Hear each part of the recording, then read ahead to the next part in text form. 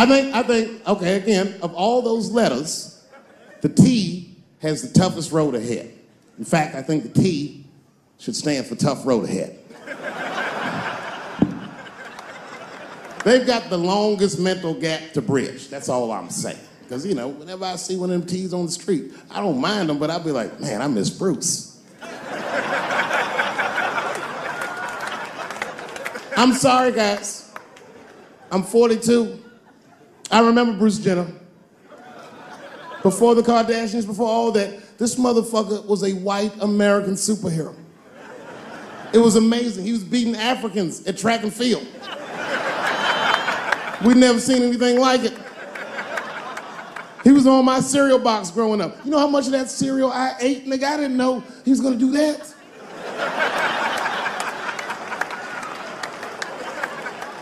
I knew before you guys knew. I heard things on the street in Hollywood. You know, you just be out, see people. Hey, what's up, Kanye? Why the long face? Nigga, you'll see. I got 2 mother-in-laws now. And when I heard he was gonna do it, I was scared. I didn't think the public was ready. I didn't think the media was ready. And you know what? I was wrong. Not only did the public embrace him, but the media was nice. I'd never seen anything like it. Welcome to the world, Caitlin. So long, Bruce. Hello, Caitlin. I was shocked. Is this happening? Wait a minute, is this a time in American history when an American can make a decision for themselves? And even though other Americans don't understand it, they'll support it and let this person live a happy life? Is this what's happening? If it is, then good for America. That's Dave Chappelle, the American. Although Dave Chappelle, the black American, he was a little jealous. I was like, how the fuck are transgender people beating black people in the discrimination Olympics? If the police shot half as many transgenders as they did niggas last year, it'd be a fucking war in LA. I know black dudes in Brooklyn, hard street motherfuckers that wear high heels just to feel safe.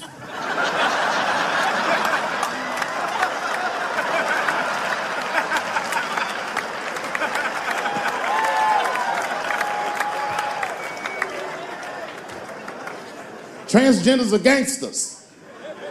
I used to do business with a transgender in Hollywood. Man, everybody would be scared of her in the boardroom. She'd walk in there, newly minted woman, high heels, purse.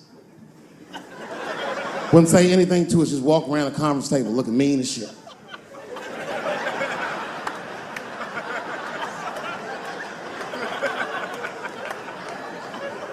And then she walked to the head of the conference table, stare at us all, reach in her purse and pull her old dick out and throw it on the table. Let's talk business, gentlemen. Ah!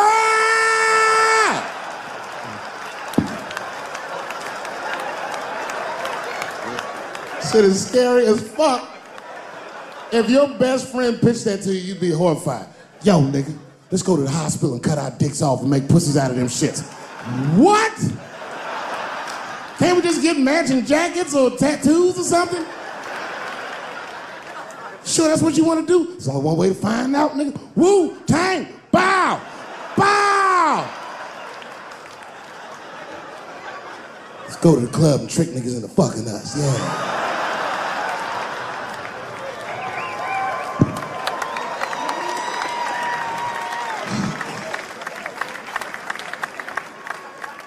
The third time I met O.J. Simpson.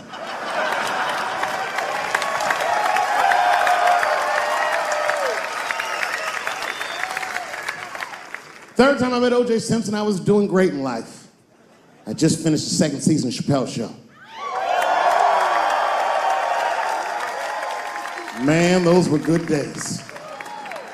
I was playing a comedy club in Miami, the Improv. I don't know if you've ever been, but if you have, you'd know. The door for the green room is right on the stage. Can you imagine such a thing? If I walked out of the door of the green room, bam, I'm just right here. It's right from the dressing room. And I did that. I walked out, and the whole crowd was like, hooray! And I looked, ma'am, as close as you are to me, I saw him as soon as I came out. The juice. And I saw recognition in his eyes, and it filled me with pride that he knew who I was. I didn't acknowledge his presence because it was a white audience, and I didn't want to start a panic.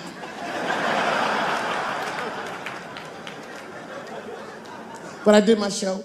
Show went great. I said, good night, everyone. They all said, yay! And I didn't say nothing to OJ, but I just gave him the signal, let him know I knew he was there.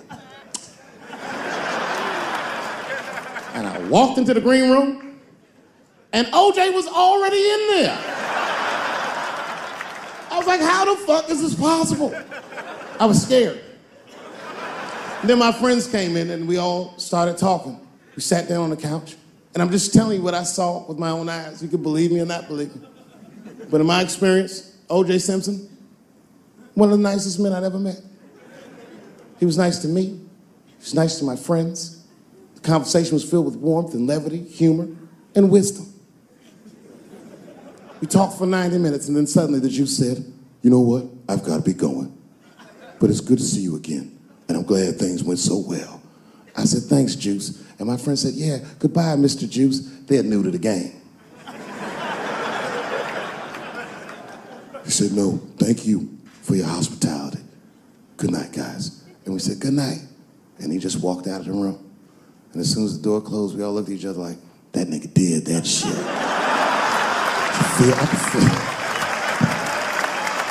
I could feel like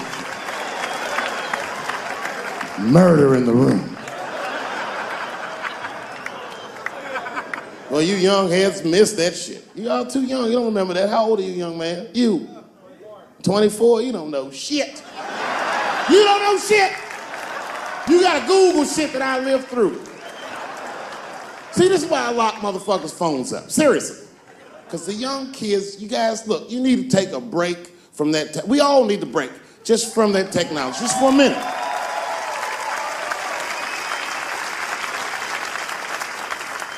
You know, I'm from a different time, young man, a dark time to you.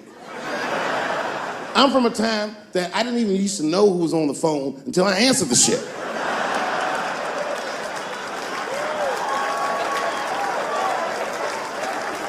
Like when tragedy used to strike. I remember I was 12 years old and the teacher wheeled a television set into the classroom. You remember these days? And she turned it on to one of 3 channels. And she said, class, the space shuttle is taking off and we're all gonna watch it take off. Man, that shit was going great for like 3 to 5 minutes. That's right, you remember, it fucking exploded. Right on television, everybody on board, dead, immediately presumed dead. It was so bad the teacher looked at all the kids and was like, you can go home. It's a goddamn national tragedy. This was Cold War America. The Russians were laughing at us. My point is, for a guy your age wouldn't even know the pain because in your generation, it's like the space shuttle blows up every fucking day. How can you care about anything when you know every goddamn thing? I'm getting over one cop shooting, and then another one happens, and then another one happens, and another one happens. I'm crying about Paris, and then Brussels happens. I can't keep track of all this shit, so you just give the fuck up. That's the hallmark of your generation. And that's fucked up because your generation lives in the most difficult time in human history. This is the age of spin. The age where nobody knows what the fuck they're even looking at. Did you know that Planned Parenthood was for abortions? It's for people that don't plan things out at all.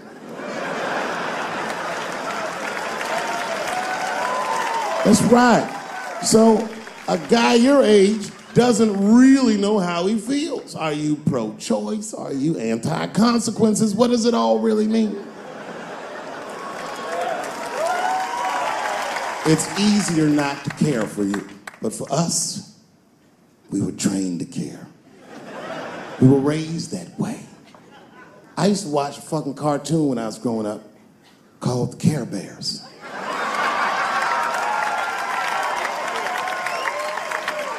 It was about a fucking group of teddy bear people.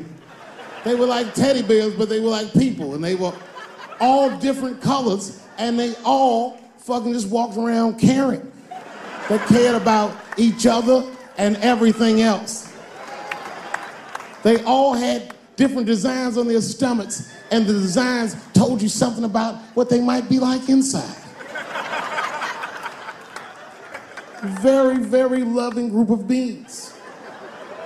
And when shit got real bad, as nice as those teddy bears were, they didn't get mean faces. They got determined. And the leader would say, "Come on, guys, it's time for the Care Bear Stare." Remember that shit? And them little teddy bears would lock arms and stare at the problem. And I'm not even bullshitting. Actual love would shoot out of their chest and would dispel anything that was fucked up.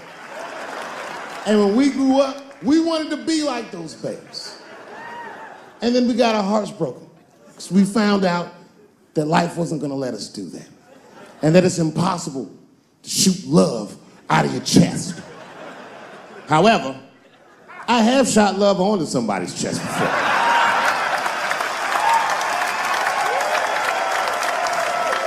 I do it all the time. It's the next best thing.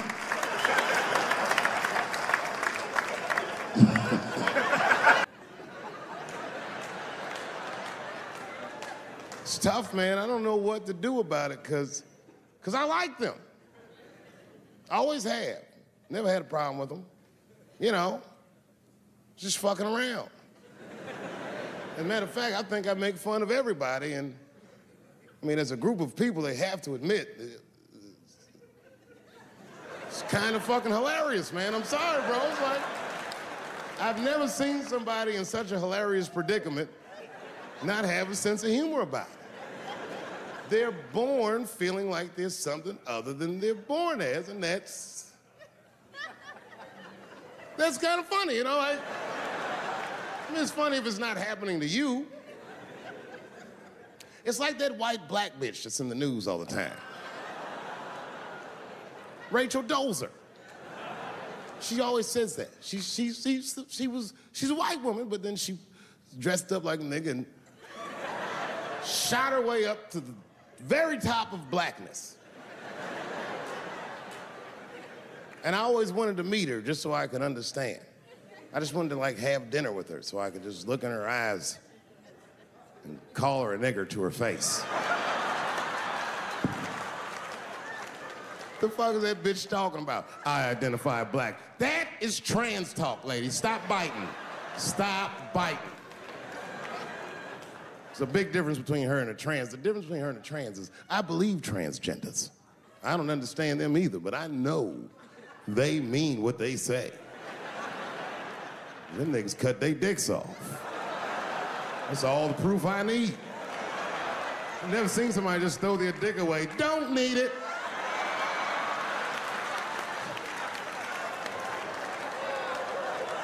I don't understand, but I believe you and I support your decision, motherfucker. But how far is Rachel willing to go? What is Rachel willing to do so that we blacks can believe that she believes she's actually one of us? Bitch, are you willing to put a lien on your house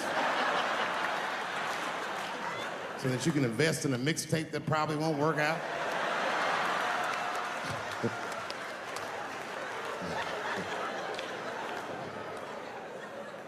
She didn't even change her name.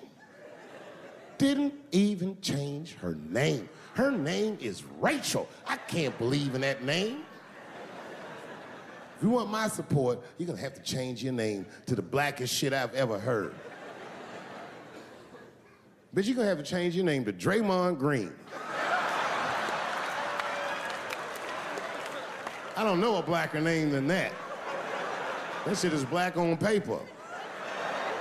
If you type Draymond Green into Airbnb, that shit will log off automatically.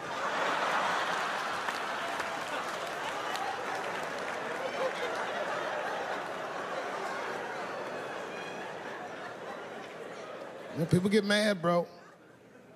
People get mad about everything I say. I was doing a show.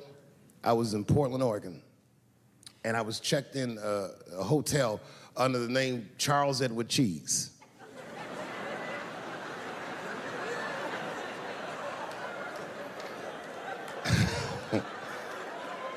I came back to my room late at night, and there was a note. It was like a letter on my desk. It was addressed to Mr. Cheese.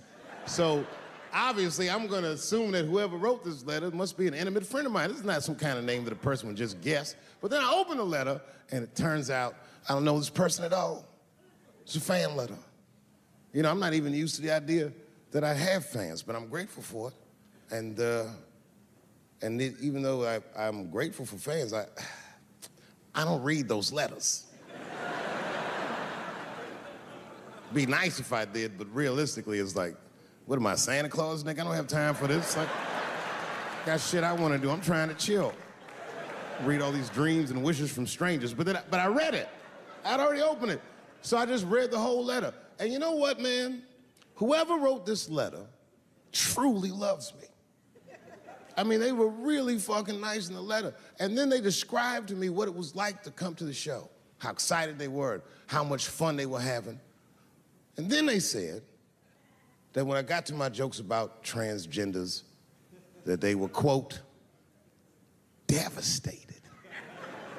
Because it turns out that whoever wrote the letter was transgender. Now, I'm going to be real for a second. As a policy, you got to understand, I never feel bad about anything I say up here.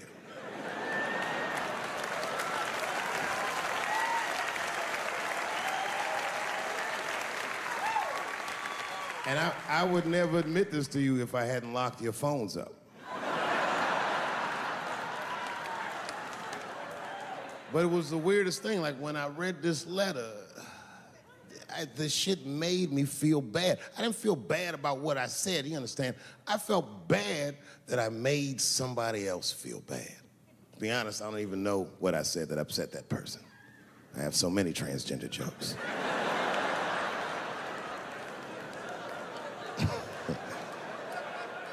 But I feel like it was probably this joke I'm about to tell you right now. And it's not even that bad of a joke. It's a true joke. I mean, it's not true, but I had read in the paper that Caitlyn Jenner was contemplating posing nude in an upcoming issue of Sports Illustrated. And I know it's not politically correct to say these things, so I just figured, fuck it, I'll say it for everybody else. Yuck.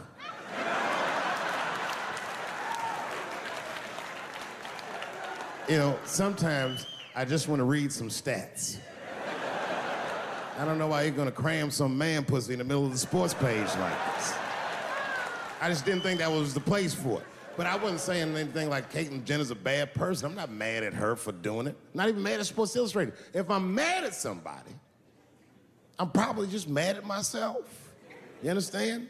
Because deep down, I know that I am not strong enough to not look at those pictures.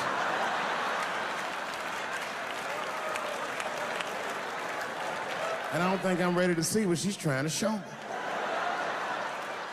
So Caitlyn, goddamn it, if you go through with this thing, bitch, you better go hard or go home. I want you to go all the way. Hustler style. Do you know what hustler style means, miss? That means spread the lips.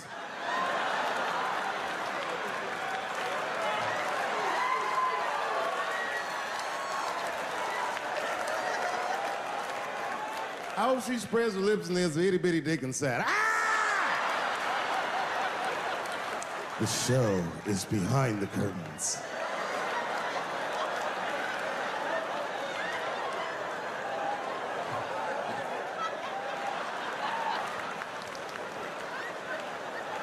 I don't know what I said that upset that person. But I'm gonna tell you something. When I read that letter, and the moments after I read it, I did something that many black men in America do not have the time or the money to do. I thought about how I felt.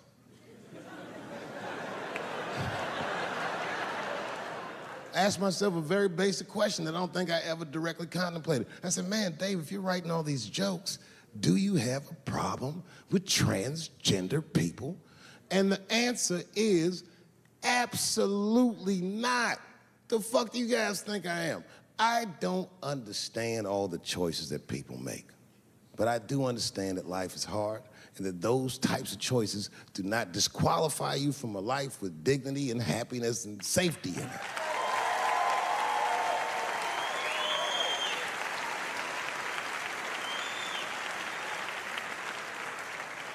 But if I'm honest,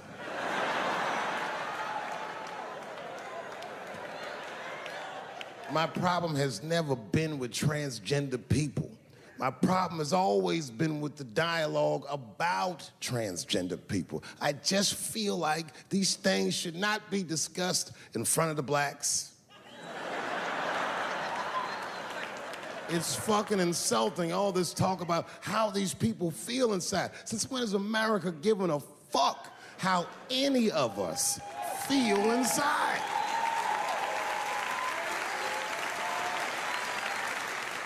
And I cannot shake this awful suspicion that the only reason everybody is talking about transgenders is because white men want to do it. That's right. I just said that. If it was just women that felt that way, or black dudes and Mexican dudes being like, hey, y'all, we feel like girls inside, they'd be like, shut up, nigger, no one asked you how you felt. Come on, everybody, we have strawberries to pick. It reeks of white privilege. You never asked yourself why it was easier for Bruce Jenner to change his gender than it was for Cassius Clay to change his fucking name?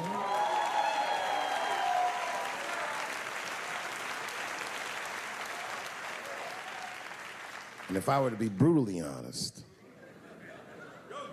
the only reason I ever been mad at the transgender community is because I was at a club in LA and danced with one of these niggas for 6 songs straight. I had no idea. And then the lights came up and I saw them knuckles. I said, oh no! And everybody was laughing at me, hi, world star. I said, why didn't you say anything? Then I heard that sultry voice. I didn't say anything, Dave Chappelle, because I was having a wonderful time. And I wasn't sure how you'd feel about it. I said, you knew how I'd feel. And she said, I'm going home. I don't want any trouble from you. I said, home? It's only 2 songs left. I mean, we might as well finish the night. And we ended up having breakfast together. Oh, grow up, that doesn't make me gay. I just titty fucked her. His titties are as real as any titties in LA. It's 2 o'clock in the morning, I was just borrowing a little friction from a stranger. Whoops!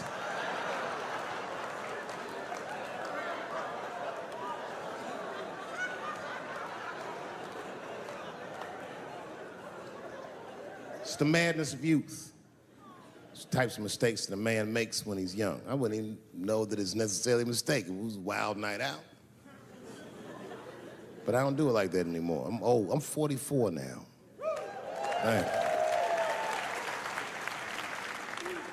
It's the first time in my life I've ever started to physically feel my age. It's tough, man. You know how I know I'm getting old? This is embarrassing, but I was in my hotel room. I'm not gonna lie, I was jerking off, and I was really sweating it out. And this is when I knew I was old.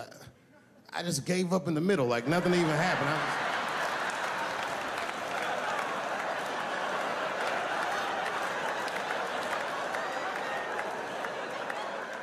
I don't like looking at my dick anymore. My dick looks distinguished. It's old, an old-looking dick. It's got salt and pepper hair all around it. My dick looks like Morgan Freeman in the 90s. without the dots. My dick narrates, Dave pulled me out and started jerking me around and jerking me around, but not with the same vigor as when he was young. He and I both knew nothing was coming out.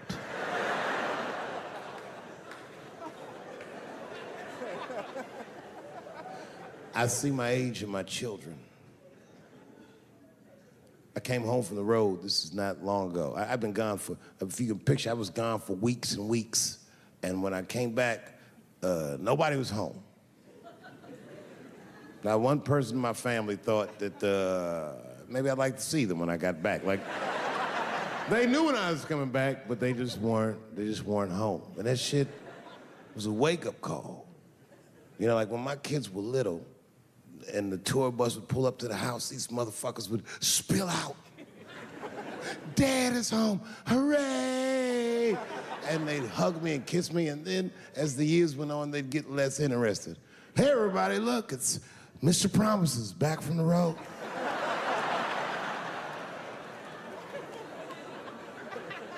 But empty house, that's some cold shit. And I went into my oldest son's room. I was like, hello, hello. He was gone. And I'd never done this to him before, but for some reason I just did it. I just looked through his shit. Just to see who this motherfucker was becoming. And I found these notebooks and I started going through the notebooks and it was all this wonderful poetry in them. Written as his handwriting. I didn't even know this nigga wrote poems. And then I looked through his drawers and I opened up his middle drawer and I found this rolling paper. And I looked down at them papers like, oh, that's where that poetry's coming from.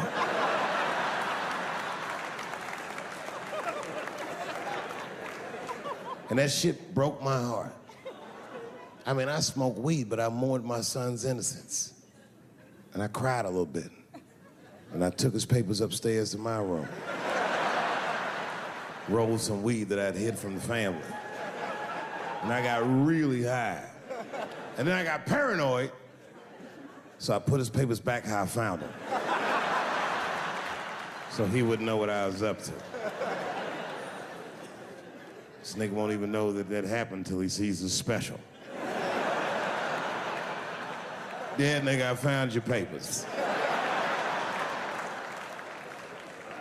He's a cold motherfucker. Let me tell you, this kid is only 16 years old. Listen to what he did to me. This motherfucker calls me up in the middle of the night. It was 1 o'clock in the morning. He goes, Dad, don't be mad. I knew something was terribly wrong. I said, what's going on? He said, listen, I'm fine. And don't forget, you told me to do this. I'm at a party, and my designated driver had too much to drink. And me and my friends need you to come pick us up. I said, Jesus Christ, it's 1 o'clock in the morning, nigga. I am shit-faced.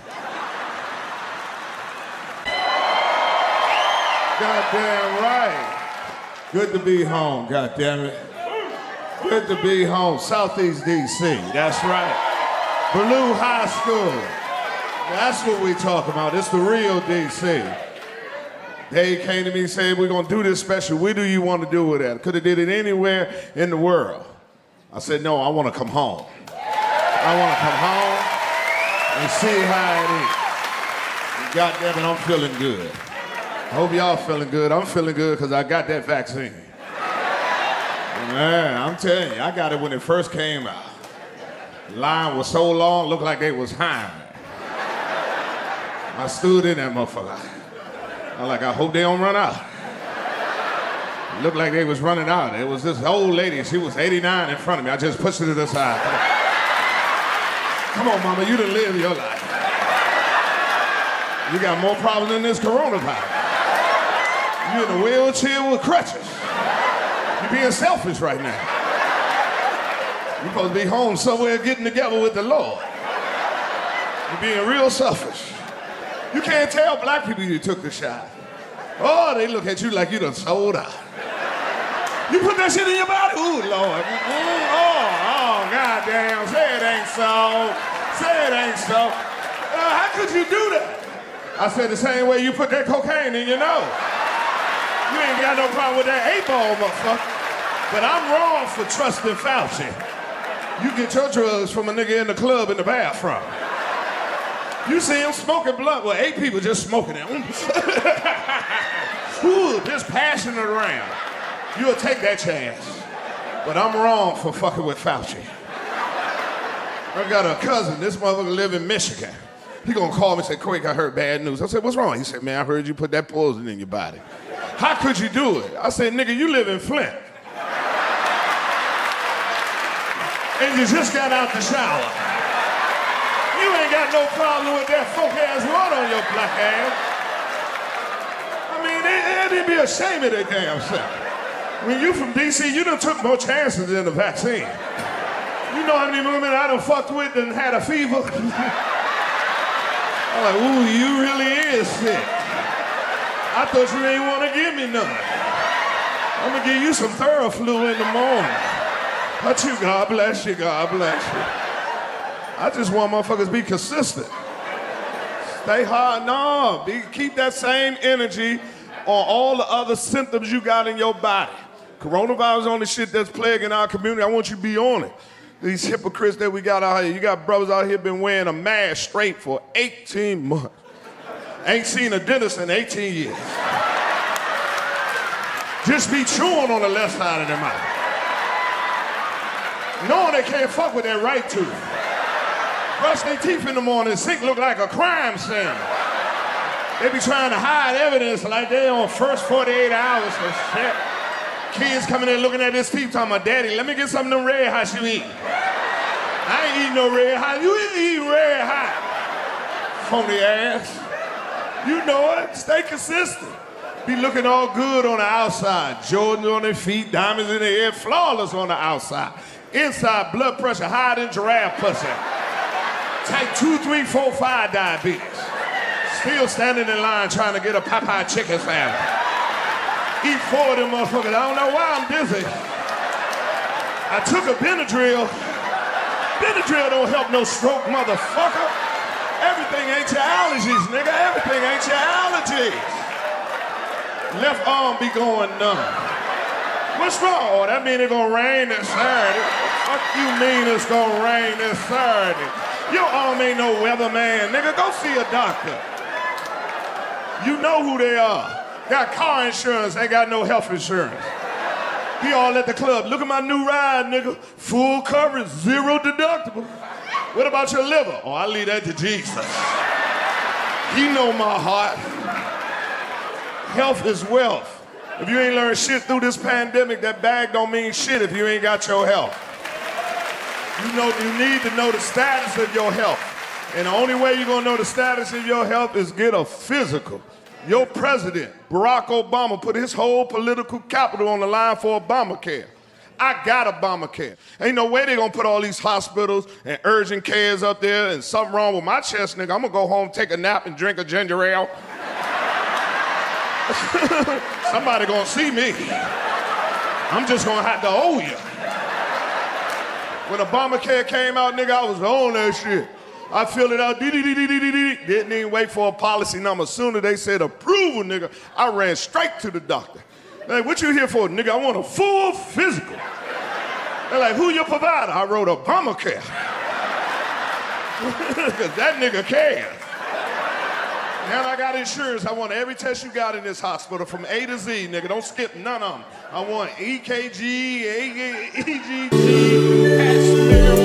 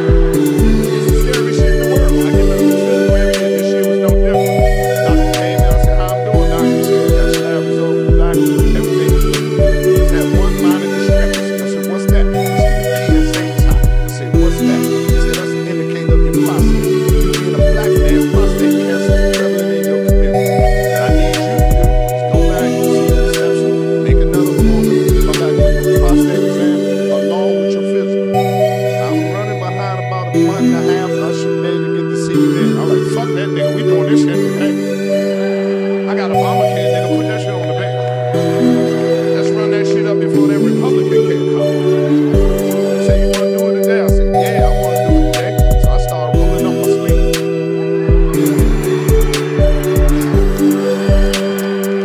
Yeah, he laughed just like that. He said, nah, we don't do no prostate exam like that. I said, how you do it? He said, we do that with a rectal exam. I said, well, I don't think I got that on my mama account. I said, I don't think we're going to do that shit to me. He said, just go in the other room, down behind the door, take the roof off, put the gown on, and come on back out. We can do the procedure. I'm going to tell y'all right now, my people from D.C., I have been rich my whole life. And I'm not talking about monetary. I'm talking about rich of the blessing of my God. Been on this earth 58 years. I have never spent a night in a hospital. I have never had no surgery. I ain't never had no broken bones other than this wrist right here riding that raglass bike my daddy gave me. So I don't know shit about no hospital. So when he told me go take my clothes off and put the gown on, I did it. And I put the motherfucker on. But it was too small, it wouldn't close. So I stuck my head behind the door and said, hey, Doc, I need a bigger gown. This motherfucker ain't going over my stomach. He said, no, you got it on wrong. Turn it around. I said, I'll be damned. I know I'm wearing this gown right. Because if it's between my dick and my ass being out, my dick already understands. The ass is always covered. And every part of my body know that rule. If I only got one sock, fuck my foot. That motherfucker going down the crack of my ass. And if we doing a rectum exam, I know I'm wearing this gown right. Because you're going to have to lift this bitch and let me know this about to go down. I ain't just going to leave it open for you to come in there when you feel like it. I don't know what kind of, I don't know what kind of patience you be having with their head down, ass up. But I ain't that kind of patient. I need a head start, a warning. 10, 9, 8. Oh, shit. My ass is getting a little chilly. It must be time for him to do it. So I knew I had the gown on right. So I just walked out there holding my dick. I said, I'm ready. He said, I told you got the gown on wrong. Turn it around. I said, I'll be down. He said, fuck it, just bend down and look over there. I said, I don't like how you said that. You need to take that bass out your voice. You're a little too angry to be fucking with my ass right now. I think we need to reschedule this appointment. And if you're gonna keep arguing like this with me, I need to put my drawers on. I don't like to argue with no nigga I ain't got no drawers on. You got your drawers on. Why can't I put my drawers on? So I went on and bent back over. Come on, let's get this bullshit over with. This nigga gonna say, stay still. I said, shit. You better hit this motherfucker while it's moving. I told you I'm scared. My leg is shaking because I'm afraid. So I looked over my shoulder. This motherfucker put gel on 3 fingers. I jumped the fuck up. You're like, what's wrong? I said, let me see what finger you're gonna use. Oh, you ain't using that finger with that fucked up knuckle. I wish you would try to put that big ass knuckle in my ass, that football knuckle you got. I ought to whoop your ass for trying to put that motherfucker on. Your pinky you got should be able to find what you're looking for. I ought to whoop your ass, Doc. I'm gonna ask you one more time. Are you sure this is the only way you can check my prostate?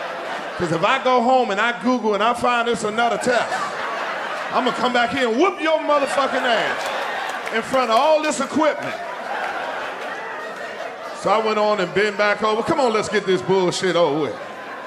He lifted up my gown. I say, oh shit, it's about to go down. And he lifted it up and he broke me off. I'm like, ooh, goddamn. He said, don't worry, it ain't gonna take long. I said, you ain't got long. Hurry up and find what you're looking for. He kept moving his finger in and out my ass. I said, fuck it, take your finger out my ass. If I got prostate cancer, leave it in there. I'm just gonna have to take it up with the Lord. But you ain't just gonna rotate your finger in and out of my ass like this no more, sir. Take your finger out of my ass immediately, sir. Stop right now. No means no, sir.